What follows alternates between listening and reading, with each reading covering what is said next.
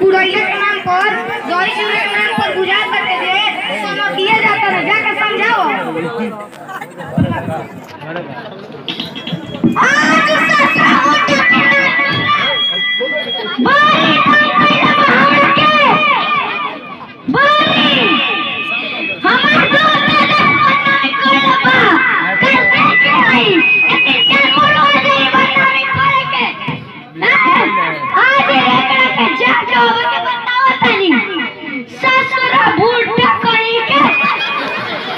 आज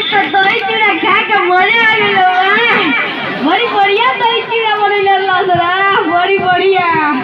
मजा आ गई। चलो तो आराम कली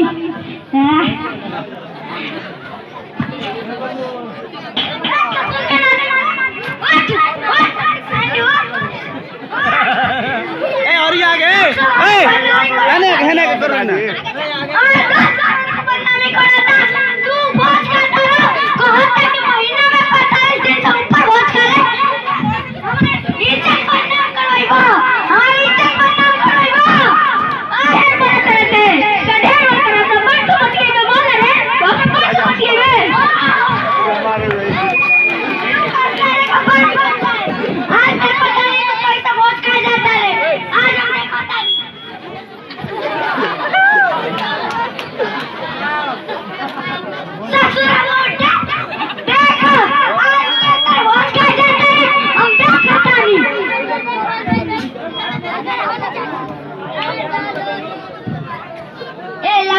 शास्त्री जी का काढ़ो चल तनी शास्त्री जी से कह दो जाए पचोबे जी क्या होदा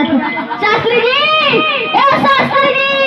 लागत घारो बनाई छु बाहरो काढ़ो दो के चल चल ए शास्त्री जी चल तू चोबे जी के आज भोज भात बताई चूड़ा के चल एक मिनट ना डरना दही चूड़ा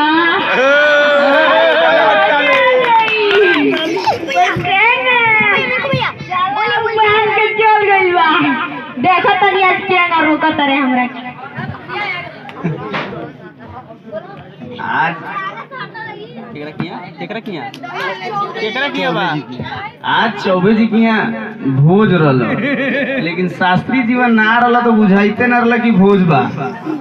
शास्त्री जीवन रहेला तो 5 प्लेट 6 प्लेट चापेला नइके तो केहू 1 प्लेट से ज्यादा चापते नइखे ऊ रहेला तो दिनजी लेके खाला काहे ने कहां रहत है घरी आवत लौकत नहीं के बाबा हमर पहन के गइला पूजा ते गइले हीरो बनेला हमरा खोलाई पूजा ते